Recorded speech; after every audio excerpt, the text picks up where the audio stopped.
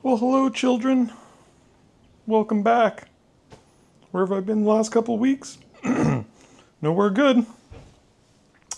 So last time we went on a ride. We put off cleaning the garage. So this time, because it's well overdue, I need to clean my garage. So let's do that really quickly. Well, over the next 5 hours. In this 5-hour video, we will go over every aspect of cleaning the garage. We'll clean the floors, we'll clean the walls, we'll organize the shelves, we'll throw away the garbage, we'll do the recycling. We're going to do everything, and I'm bringing you along for the next 5 hours. So come along. You'll enjoy it.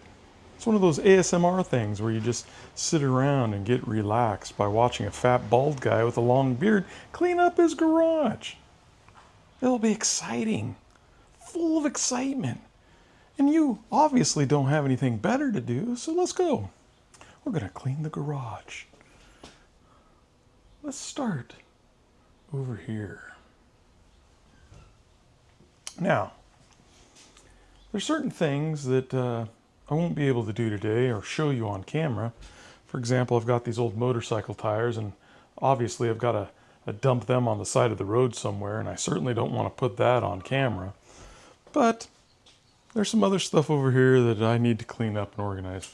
Is my garage going to look 100% when I'm done with it? Absolutely not. And you know why that is? Is because I don't care that much. I just need to get some stuff put away so I know at least where it is, so I'm not coming through here and tripping on stuff when I've got to find a wrench or a razor blade or a screwdriver or a drill bit, a drill chuck.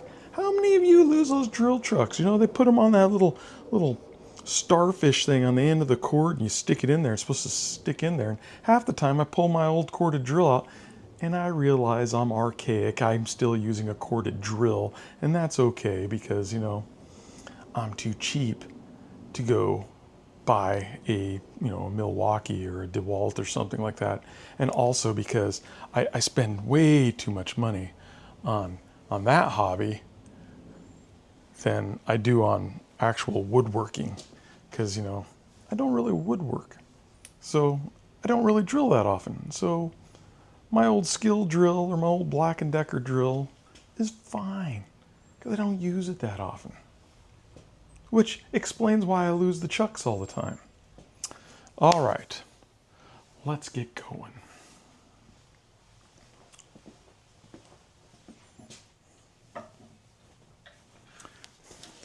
It's always good to have a blanket.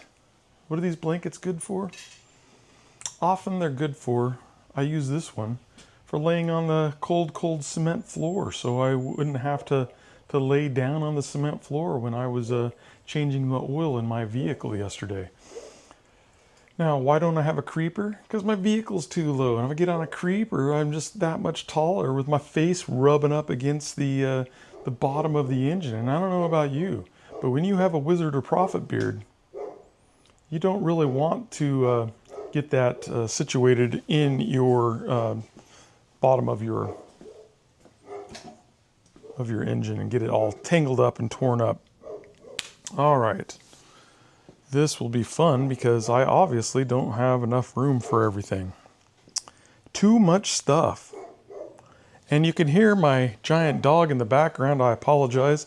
That bitch doesn't know when to not bark. She's the biggest bitch I've ever had, and she just barks incessantly. Stop! There, see, it didn't even work. I tell you what, the day that dog dies is the day I'm going to celebrate. And does that mean I not love my dog? No, of course I love my dog, but that dog has torn up my entire house. Every door is ripped to shreds. Every carpet is ripped to shreds.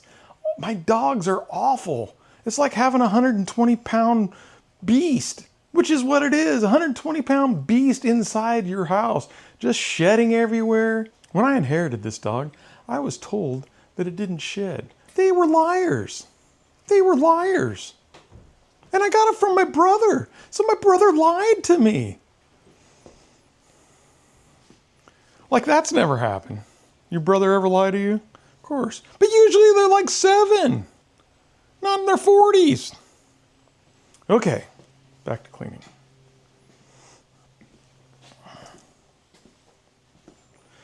My family went on a camping trip and somehow they dug out all these sleeping bags. And frankly, I don't remember where they went, but we're going to pile them up right here. In the meantime, and I will put them somewhere else in the meantime.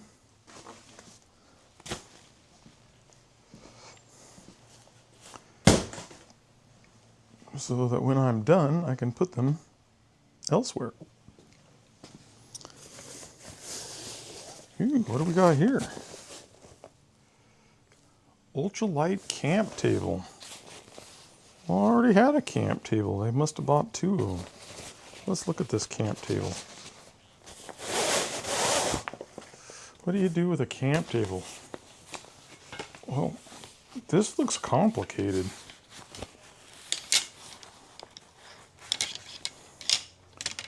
This is complicated. Why does it make things so complicated? I'm not going to unroll this. I don't know how to put it back together. I don't want to read the instructions. I have camping gear. I don't go camping that often. As I say, why do you want to work all year long so you can get a measly 2 weeks off a year? Right? You work hard all year long, working your butt off. A normal work year is 2,080 hours. If that's 40 hours a week, you get your 2 weeks off. You're working hard to get everything that you own. And what do you do with your 2 weeks off? You go pretend like you're a homeless person in the woods. I don't get it. Okay. More chairs.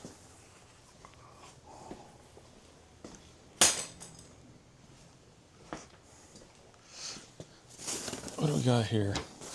They just came back from a camping trip, so I'm sure my wife bought some new camping gear that she think we didn't have. And I don't know. This is a chair. That's what it looks like. Oh, that's what it says here. I don't know if they use it. Doesn't smell like smoke. Turret chair. Camping beach chair. Well, I guess they went to the beach. You ever get these giant dollies from Harbor Freight? They hold this one holds it says it holds 1,000 pounds. You know, I don't know if it holds 1,000 pounds, but I can tell you, I bought this one specifically for my motorcycle lift table, and it weighs probably 400 pounds at least, and it's a scissor lift, and so what I do is I raise it all the way up, I shove this under it, and then I lower it, and it lands on this, and then I can push that table wherever I want, and it works really well. So if you have a motorcycle lift, like most people do, a big table lift, handy lift is what I wanted, but those are spendy, so I bought a generic Chinese copy. It's not a Harbor Freight though. Those look a little sketchy to me, but there are thousands of people out there that I know and like who, not thousands, because I don't know 1,000 people, but there's lots of people out there that have them and they work just fine. I just don't have that kind. I wanted something pneumatic, so those have a foot pump where you're sitting there, pump, pump, pump, and I didn't want to have giant leg. I prefer my little skinny bird legs. All right, what else do we got under here?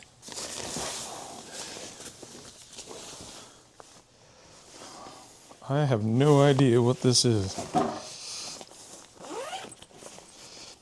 I still don't have any idea what this is. I think it's some kind of a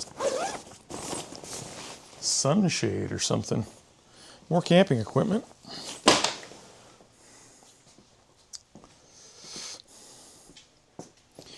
Let's put my chemicals. When you have a Honda, you have to get the blue antifreeze, so that's what that's for. just in case I ever decide to change my antifreeze. You know, like most people, you change it regularly, right? Here's my hedge trimmer. This is I bought this 20 years ago. It's corded. Never sharpened it. I've used it extensively. It gives you little blisters. I got little blisters here on my fingers the last time I used it here. One on each hand here, but that's my fault because I don't wear gloves. Got to make your hands tough, right? Your hands tough.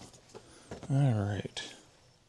That is a Harley tool. I do not currently own a Harley, but that is a tool put on your Harley. I will put that right there for now, and we will find a place for it later. More camping stuff. This is another camping table. It's funny, you go out into the woods camping, and what do we do when we go camping anymore? It's not like bring a sleeping bag and get yourself your Gransfors Brook your axe here, your little camping axe, and you put that on your belt and get yourself a nice knife and your little axe and little camping bag and maybe a pot and some way to start a fire and go out in the woods and go camping. No, we have to bring giant tents, day tents, night tents, camping tables, chairs. Just stay at home. What's the point? I'm not putting my nice axe into that pile. I'll just put it right back up here where it came from. All right. Now then, some more chemicals. Boiled linseed oil. This is what I use to put on my handles. You scrape off the varnish, start using boiled linseed oil, and you do pretty good. Except I scraped off too deep in one of my axes. And look, some jumper cables. You can tell someone borrowed these from me because if you look closely here, they're melted because put them on wrong. They probably put the positive to the negative and the negative to the positive, and they blew up. Or some such dumb thing. But I can tell you it wasn't me. Got some old jack stands here. Now, I don't know if these are recalled jack stands or they're not. They seem to work fine. Just 3-ton jack stands. What I usually use these for is for jacking up a car. No. I don't rarely. My cars are usually new enough I don't have to get under them except for when I'm doing a oil change or something. Although that does change when I buy a crappy old car in the past. You know, I've had to use them, but I actually use that as a stand for a wheel balancer to balance a static wheel balancer for my motorcycles. Anyway, I'm sure you guys don't really care about that. All right, what do we got in here? Now, we have, that looks like an inflatable air mattress. This is all camping crap. I think we found a new place for some of this camping crap. So I'll put that in there.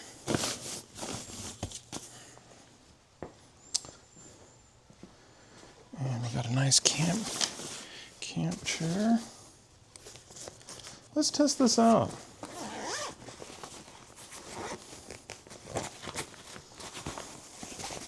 Because I have a very expensive camping chair, and I bet this camping chair was not as expensive as mine. So let's see how it works. This one seems very heavier than mine. Holy crud.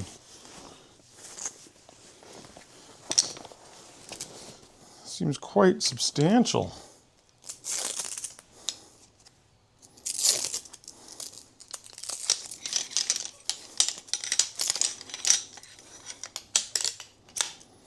Okay.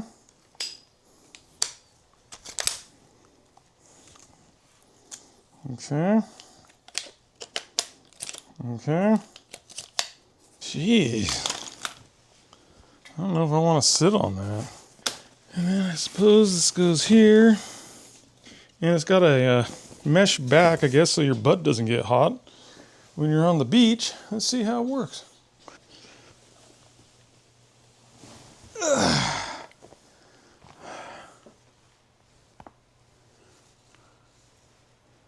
Yeah, it's not too bad. Let's see how much was paid for this. The nice thing about having access to your wife's Amazon account, you can see what she bought for 40 bucks. Now, 40 bucks for a little portable thing, that's pretty good.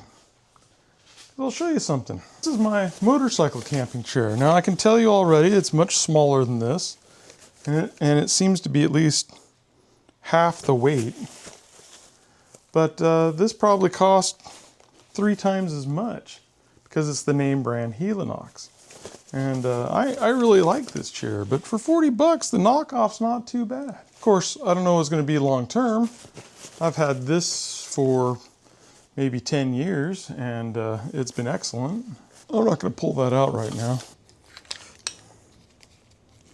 And the worst part about this is that you have to take it apart. And if a wizard can't figure it out, how do they expect a normal person to do it? Good grief. There it goes. Crying out loud. That's some strong Velcro. Chinese are stepping up their game. Now, if I left that in all the editing, you just watch me take 5 minutes to take this chair apart. What's wrong with the old-fashioned the lawn chairs we used to have? They were aluminum. They had the little weaving thing. They just folded in half. I mean, these, these kind of chairs replace those, right? It's just a quick pick up in the middle here, and it folds up. You put it in the bag, and they're bulky. Take room up in your precious cargo. We all drive SUVs. You gotta get room in there for our tables and our tents. So, hey, these folding chairs are too big, so we're gonna. And all I'm saying is, jeez, what happened to the old stuff that worked when I was a kid? Just a folding aluminum lawn chair. Look at this thing. Kind of a beast. I wonder what this thing weighs. I mean, for what it is, it's not bad. Chair seems comfortable. Held my weight. With clothes on, I'm probably about 212. I got measured the other day. I had my annual physical. That was always fun. And I was 211 with my clothes on. Buck naked, and I'm probably around 208, something like that. Fat. All right, what else can we put in here? We've got another table. Oh, and we have another table. I'll put these in here.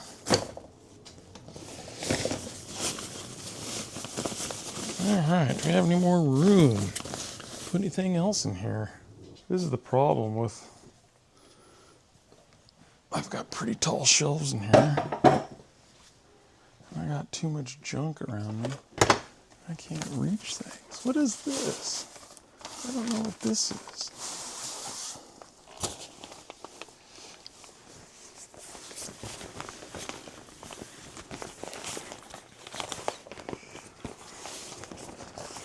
I think it's an inflatable.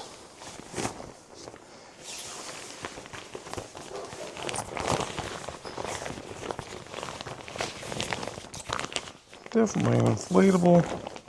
Good grief, who's this for? Andre the Giant? Crying out loud. My wife is 5'4". I don't think she needs a 9-foot tall. That's bizarre. Does this fold in half? It's got snaps on it.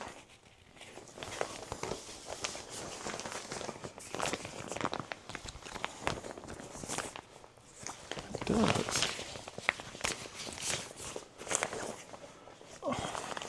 understanding the philosophy of this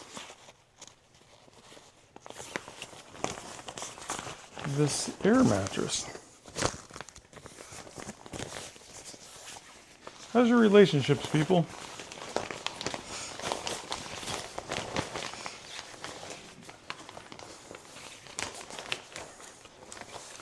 I, in my relationship with my beautiful bride,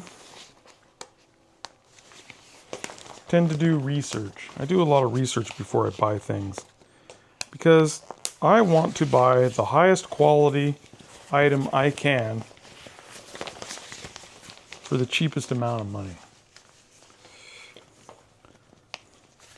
I don't necessarily buy the best there is. If I can afford that, I do. But I want to buy that which will last a long time. That has a good reputation. That people have been using it for a long time. That the quality hasn't gone down as things have gotten popular. Because you notice that, right? That as things get popular, they get sold out.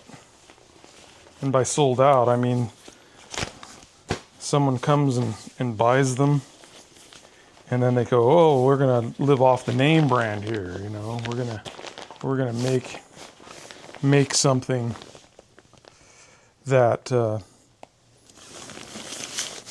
but when I want to buy something, I want to make sure that that thing is going to last a long time. It's not going to be some, you know, Chinese made. And I'm not saying Chinese made stuff is bad. You know, all our phones are made in China. The camera I'm shooting on is made in China.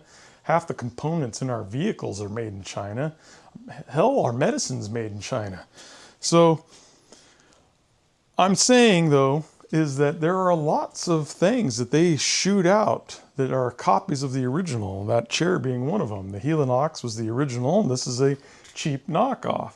Is it as good as the original? No, but is it 80% as good? Probably. So you get 80% for a third of the cost, you know, that's some good value. But going back to what I was saying is I tend to do the research, whereas sometimes other people I know do not do the research, and so they just buy whatever is cheap. And I don't tend to do that. I tend to buy something that is going to last a long time and be good. All right. Put that in there. Now, let's clean some of this other crap up. Put it over here in this pile. You know, a lot of people who, when they're cleaning up, they shuffle instead of cleaning. And I don't want to be a person who shuffles instead of cleans. But at the same time, sometimes you have to shuffle things in order to clean things properly. All right, now here is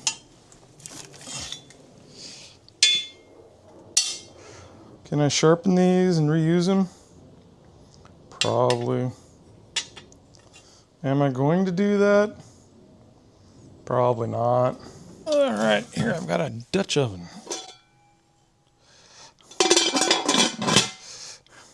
You know, one of my favorite things I saw recently, I love Linglet's leathers. They're fantastic.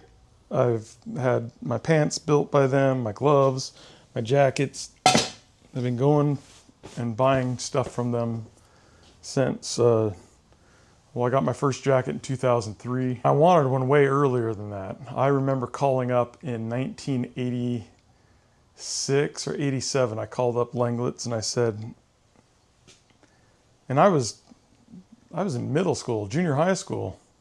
I was like 8th or 9th grade, and I called them up and I said, hey, how much do your jackets cost? Because I had no idea. I just know that my uncle had one that he got from another uncle, and it was just the coolest thing I'd ever seen. It was so well built and so fantastic. I was like, I need to get one like this. And so I called up Linglet's and I said, how much are your jackets? And I remember back in 86, 87, whenever it was, calling up and they said, they're $450. And I went, oh, okay, thanks. And we were having a garage sale. And I like tried to sell everything I owned that I could, besides my clothes and the stuff that I, wanted to keep. Everything I tried to sell to earn enough money so I can get that $450 to buy that jacket. Didn't even come near that. Didn't even come near that because I was a dumb kid and I was, I put out a book, a paperback book going, hey, this is a highly collectible book.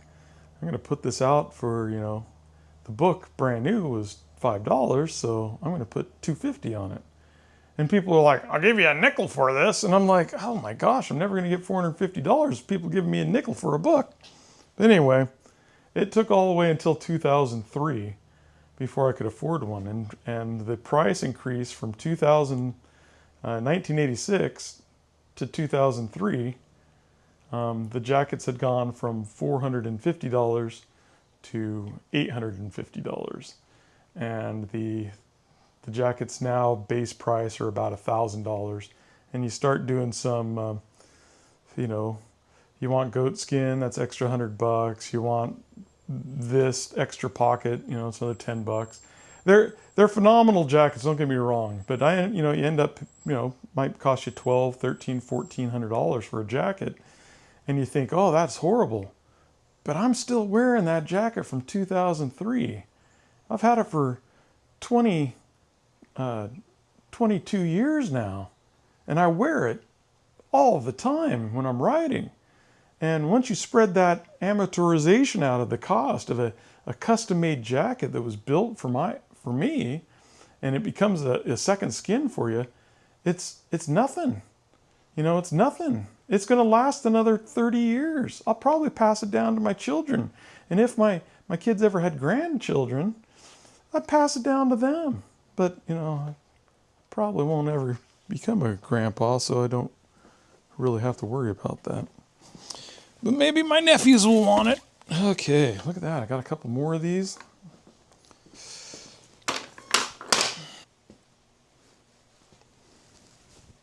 Oh, and he misses.